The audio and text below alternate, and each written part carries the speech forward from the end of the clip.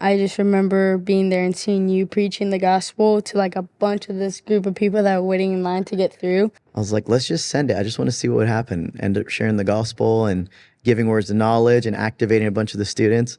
And I remember in just the little hour that I was here last year, like 50 something people gave their life to the Lord.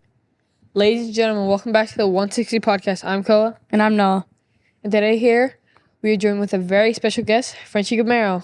What's up, guys?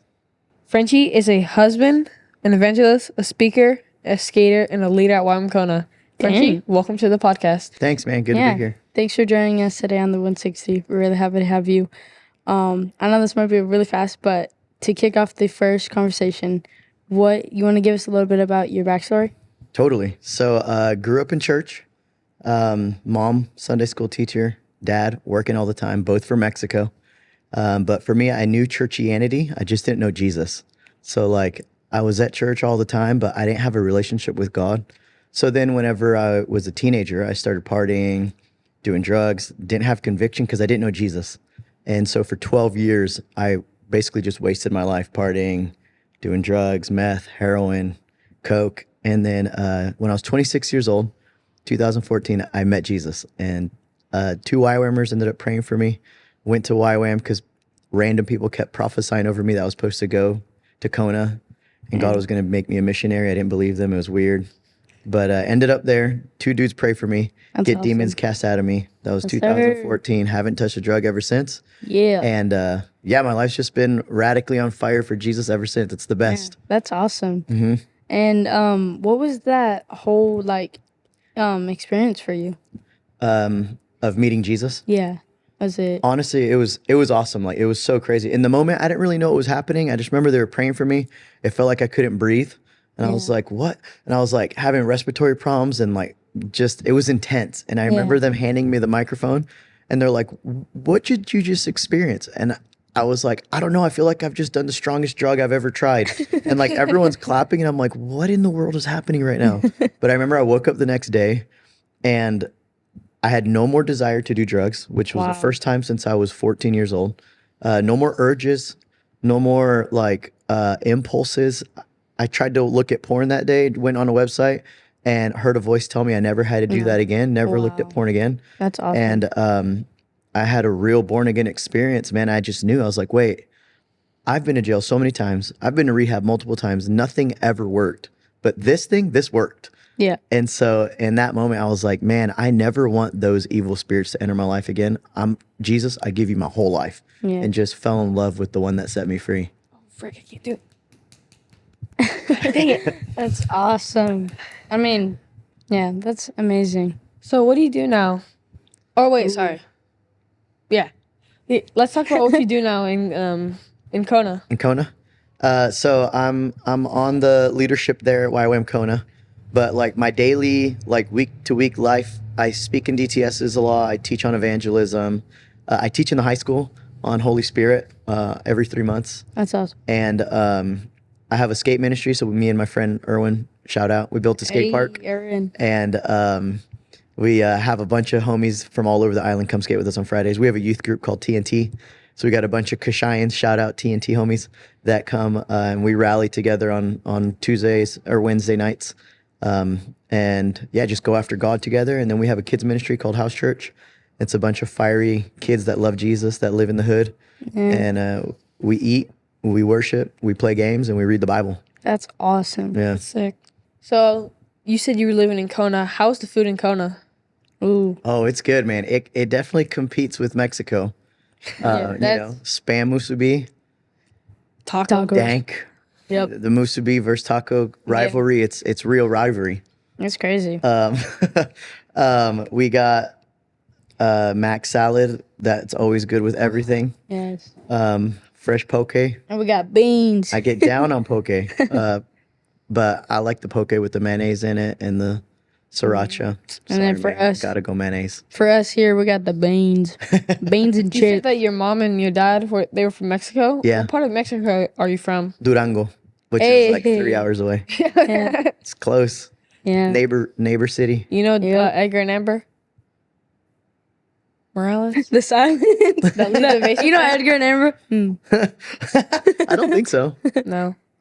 It's fine. Do you have something? You have any comments? What's like some of your favorite hobbies that you can do in Kona or in anywhere? Surfing, for sure. There's a little break across the street from our house, which it's pretty secret and low key. So I go out there. That's fun.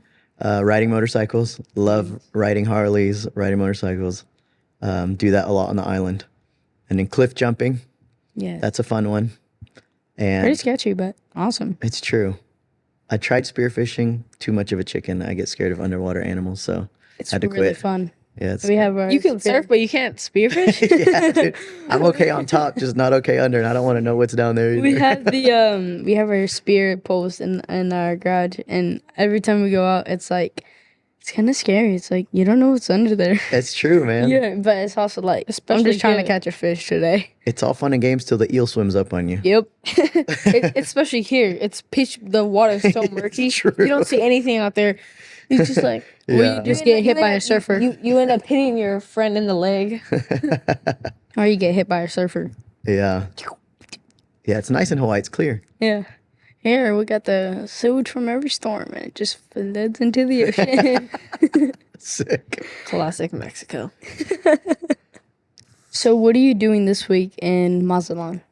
So I was invited to come and share on evangelism this week. So I'm with Burning Hearts, DTS, Yes, sir. and sharing on how to share the gospel, how to share testimony, how to get words of knowledge, how to give them, how to pray for healing. Just doing a whole week on evangelism. And then on Friday, we're going out to do evangelism in town. That's And then, awesome. Tonight, I'll be sharing at the skate park. That's sick. And I think last year you were here during Carnival, It's so fun. and I want to know kind of how that was for you. Honestly, that was so fun. This was my second year. So last year came out and barely caught the last day. And I just remember seeing all the people walk by and I was like, can we get a stage up there? And I was like asking around and they're like, yeah, we'll put a stage up there. And they ended up putting a little makeshift stage on top of the base. And I was like, let's just send it. I just want to see what would happen. Ended up sharing the gospel and giving words of knowledge and activating a bunch of the students. And I remember in just the little hour that I was here last year, like 50 something people gave their life to the Lord. And I was That's just like, awesome. wait, it's ripe. I was like, oh, wait, I got to come back. And I started asking more questions. And then they invited me to come out for like the week before Carnival. And it was just so fun. I mean, it's like evangelism Disney World. I think my dad, when we were there, I was doing like interviews and things with the little mini mic and stuff like that. I felt like a professional, but definitely was not. But I just remember being there and seeing you preaching the gospel to like a bunch of this group of people that were waiting in line to get through. And then I'm just walking up to everyone else being like, hey, so do you know the Lord? Come on. And just be like that. And then I just hear you in the background. So it's like just perfect for it. And it's like, yes, this is awesome. So awesome. During Carnival, when you were here this year, wasn't there Holo Holo here at the same time as your squad? Yeah. So you all were like, yeah, because there was Holo Holo, and you guys just merged together, and you just It's went the out. Marvel. They- It's the Marvel group. It is the The Avengers. Avengers. I said Marvel. The Avengers. But I have a very, it's kind of like in a very important question, but do you think you found your purpose? Totally. Yes, that's awesome. 100%. Yeah. And what do you think is the key to finding your purpose? So I think the key is spending time in the presence of God. Yes. Like prioritizing your life around hearing his voice. And as you grow in friendship with him, you'll be able to identify him more and more. Just like you just meet a friend, they text you. You might not know who it is if you don't have their number saved. But if they text you from a random number and you know them real well, when they text you, you'll know who it is. Yeah. Because you've like developed friendship, you know their language. It's the same with God. And I feel like spending time in his presence and growing in friendship with him is really the only way you're going to genuinely find your purpose. But if I were to narrow it down, I think that is our purpose, is to know God. Yes. That like friendship with God, spending time with him, there is nothing more satisfying than knowing Jesus. Yeah. So what do you think your purpose is? I think my purpose is first and foremost, all of our purposes is to know God. Yeah. And it's cool because YWAM, our first two valleys, I think are like what my purpose is to know God and to make him known. And so I don't think there's anything more satisfying than knowing God. And for me personally, I've found my purpose to be letting people know about God. And so hands down, love sharing the gospel. I'm an evangelist through and through. I love for people to have their first experience meeting Jesus. Yeah, totally would say that's for sure my purpose. Yeah, that's awesome. All right, Frenchie. We're going to do a lightning round. I'm asking you like 10 questions. You're just going to answer me. You're just going to answer them super fast. Okay. But I don't remember any of them, so I'm pulling them up on my phone. Okay. Can I answer these questions too? No. What about the weird way to find your purpose?